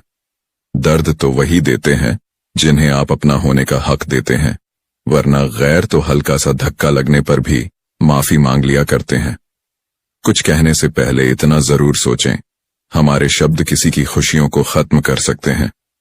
दुख जीवन में इसलिए आते हैं ताकि हम सुख का महत्व समझ सकें। अपनी तुलना दूसरों से ना करें, क्योंकि हर फल का स्वाद अलग अलग होता है। जब थोड़ी फुर्सत मिले, दिल की बात कह दीजिए। बहुत खामोश। रिश्ते ज्यादा दिनों तक जिंदा नहीं रहते। जिंदगी में जो कुछ भी होता है किसी वजह से होता है। या तो वो आपको कुछ बनाकर जाता है या फिर कुछ सिखाकर। जिंदगी एक अध्यापक से ज्यादा कठोर होती है। अध्यापक सबक देकर इम्तिहान लेता है और जिंदगी इम्तिहान लेकर सबक देती है। खुद पर भरोसा करने का हुनर सीख लो। सहारे कितने भी भरोसेमंद हों, एक दिन साथ छोड़ ही जाते हैं। शांति के समान कोई तपस्या नहीं। संतोष से बढ़कर कोई सुख नहीं। तृष्णा से बढ़कर कोई व्याधि नहीं। और दया से बढ़कर कोई धर्म नहीं। मनुष्य अपने जन्म से नहीं बल्कि अपने कर्म से महान बनता है। मुसीबत में अगर मदद मांगना हो तो सोच समझ कर मांगना, क्योंकि मुसीबत थोड़ी देर के लिए होती है और एहसान जिंदगी भर का। किसी ने सालों साल लगा दिए सफलता हासिल करने में और लोगों को सिर्फ 2 मिनट लगे यह कहने में कि इसकी किस्मत अच्छी थी। दूर से हमें आगे के सभी रास्ते बंद नजर आते हैं, क्योंकि सफलता के रास्ते हमारे लिए तभी खुलते हैं जब हम उसके बिल्कुल करीब पहुंच जाते हैं। इंसान की अच्छाई पर सब खामोश रहते हैं। चर्चा अगर उसकी बुराई पर हो तो गूंगे भी बोल पड़ते हैं। कदर किया करो उनकी जो आपके बेरुखी व्यवहार के बाद भी आपसे प्यार से बात करते हैं। सलाह हारे हुए की, तजुर्बा जीते हुए का, और दिमाग खुद का इंसान को कभी हारने नहीं देता। खुश रहना है तो अपनी जिंदगी के फैसले परिस्थिति को देख कर लें। दुनिया को देखकर लिए हुए फैसले हमेशा दुख ही देते हैं। अच्छे जरूर बने पर साबित करने की कोशिश ना करें, क्योंकि जो इंसान सही होता है वो सही साबित करने में अपना समय व्यर्थ नहीं करता। ईश्वर की न्याय की चक्की थोड़ी धीमी जरूर चलती है पर पीसती बहुत बारीक है। एक खाली बर्तन सबसे तेज आवाज करता है। इसी प्रकार सबसे कम बुद्धि वाले लोग ज्यादा डींग हाँकते हैं। यदि आपको किसी एक से शिकायत है तो उससे बात कीजिए, लेकिन अगर आपको अधिकतर लोगों से शिकायत है तो खुद से बात कीजिए। अपनी जिंदगी में कुछ पल सुकून के भी निकालो। इंसान की जरूरतें तो कभी पूरी नहीं होगी। हमेशा जवाब देना भी अच्छा नहीं होता। कुछ जवाब वक्त पर छोड़ देने चाहिए। बिना कुछ किए पछताने से बेहतर है कोशिश करके असफल हो जाना। आप धूप का आनंद तब तक नहीं ले सकते जब तक आपको बारिश का अनुभव ना हो। साफ रखो किरदार। अपनी नजरों में दुनिया क्या कहती है इस पर ध्यान मत दो। वक्त गहरे समंदर में गिरा हुआ मोती है जिसका दोबारा मिलना नामुमकिन है। जिंदगी में विचार और व्यवहार का बड़ा महत्व है। एक विचार व्यवहार बदल देता है और एक व्यवहार विचार बदल देता है। वक्त उतना ही देना चाहिए किसी को जितना जरूरी हो, वरना ना आपकी कदर होगी और ना ही आपके वक्त की। समय मत बर्बाद करना दिखावे में, वरना जिंदगी बितानी पड़ेगी पछतावे में। यूं तो शब्दों के मतलब कई निकलते हैं, मगर भावनाओं का मतलब बस एक होता है, अपनापन, स्नेह और परवाह। जिंदगी में अगर सबसे ज्यादा कुछ जरूरी है तो वो है खुद जिंदगी। आशा कभी मत खोना। आप कभी नहीं जानते कि कल आपके लिए क्या लाने वाला है। भगवान दुनिया का सबसे बड़ा डॉक्टर है और प्रार्थना दुनिया की सबसे बड़ी दवाई। जीवन का सत्य, दिल में बुराई रखने से बेहतर है कि नाराजगी जाहिर कर दो। जिंदगी में सब कुछ फिर से मिल सकता है, लेकिन वक्त के साथ खोया हुआ रिश्ता फिर कभी नहीं मिलता। लोगों को परवाह नहीं कि आप खुश हैं या उदास, उन्हें परवाह है कि आप उन्हें कितना खुश रख सकते हैं। सीख लो गलतफहमियों को नजरअंदाज करना, अगर चाहते हो अपनी जिंदगी को हमेशा खुशियों से भरना। मसला तो सिर्फ एहसासों का है। रिश्ते तो बिना मिले भी सदियां गुजार देते हैं। ऐसे व्यक्ति को संभाल कर रखें जिसने आपको ये 3 भेंट दी हों, साथ, समय और समर्पण। सच बोलकर भले किसी का दिल तोड़ दो, लेकिन झूठ के पर्दे के पीछे किसी का भरोसा मत तोड़ो। आर्थिक स्थिति मजबूत हो या ना हो, खुश रहने के लिए मानसिक स्थिति मजबूत होना बहुत जरूरी है। बुद्धिमान होना अच्छी बात है, लेकिन इससे भी अच्छी बात यह है कि यह बात केवल आपको पता हो। हर व्यक्ति मुझसे किसी न किसी बात में बेहतर होता है और मैं उसी से वो बात सीख लेता हूं। जिंदगी एक परीक्षा है। काफी लोग इसमें फेल हो जाते हैं क्योंकि वो दूसरों की नकल करते हैं। वो नहीं समझ पाते कि सबके पेपर अलग अलग होते हैं। दिल बड़ा रखिए और लोगों को माफ कर दीजिए, और समझ इतनी रखिए कि दोबारा उन पर भरोसा मत कीजिए। कुछ लोग चश्मे के नंबर जैसे होते हैं, वक्त गुजरते ही नजदीक से दिखने बंद हो जाते हैं। किसी ने पूछा, दिल की खूबी क्या है? मैंने कहा, हजारों ख्वाहिशों के नीचे दबकर भी धड़कता है। बिना मतलब के दिलासे भी नहीं मिलते। यहां लोग दिल में भी दिमाग ले फिरते हैं। सीने पे तीर खा के भी कोई अगर मुस्कुरा दे तो निशाना लाख अच्छा हो मगर बेकार जाता है। बंजर जमीनों पर भी पेड़ उगते हैं दोस्त। बस हौसला चाहिए खुद को संभाले रखने का। जो आपकी भावनाओं को समझकर भी आपको तकलीफ देता हो, वो कभी आपका अपना नहीं हो सकता। कुछ लोग अपनी अकड़ की वजह से कीमती रिश्ते खो देते हैं, और कुछ लोग रिश्ते बचाते बचाते अपनी ही कदर खो देते हैं। दर्द सहते सहते इंसान सिर्फ हंसना ही नहीं, रोना भी छोड़ देता है। कांच के साथ रिश्ते की शर्म करते तो श्री कृष्ण उसे कभी मार नहीं पाते। बुराई का विरोध जरूरी है, चाहे कोई आपका रिश्तेदार हो या कोई सगा संबंधी। अपने आप को किसी भी काम में व्यस्त रखें, क्योंकि व्यस्त आदमी को दुखी होने का समय ही नहीं मिलता। आजकल लोग समझते कम और समझते ज्यादा हैं, इसीलिए तो रिश्ते सुलझते कम और उलझते ज्यादा हैं। किसी को गीता में ज्ञान ना मिला, किसी को कुरान में ईमान ना मिला। उस बंदे को आसमान में रब क्या मिलेगा जिसे इंसान में इंसान ना मिला। मेहनत करते रहिए, इससे आपका काम जल्दी तो नहीं होगा पर जल्द ही होगा। अंधेरे को हटाने में वक्त बर्बाद मत करिए, बल्कि दिए को जलाने में वक्त लगाइए। दूसरों को नीचा दिखाने में नहीं, खुद को ऊंचा उठाने में वक्त लगाइए। ठहर जाने का मतलब ही अंत है और चलते रहने का मतलब अनंत है। जिंदगी की सच्चाई यही है कि ठोकर लगने पर ही इंसान चलना सीखता है। उम्मीद कभी नहीं छोड़नी चाहिए। क्या पता आने वाला दिन आज से बेहतर हो। अपनी भूल अपने ही हाथों से सुधर जाए तो ये उससे कहीं अच्छा है कि कोई दूसरा उसे सुधारे। परेशानी का कोई पैमाना नहीं होता है। कुछ लोग तो यही सोचकर परेशान रहते हैं कि यह सामने वाला इतना खुश क्यों है। मैंने जिंदगी से पूछा कि तू इतनी कठिन क्यों है? जिंदगी ने हंसकर कहा, आसान चीजों की कद्र नहीं करती। जहां हमारा स्वार्थ समाप्त होता है, वहीं से हमारी इंसानियत आरंभ होती है। किसी भी व्यक्ति को ज्यादा सुधारने की कोशिश करोगे तो वो आपका ही दुश्मन बन जाएगा। किसी व्यक्ति से अत्यधिक लगाव हानिकारक है, क्योंकि लगाव उम्मीद की ओर ले जाता है और उम्मीद दुख का कारण बनती है।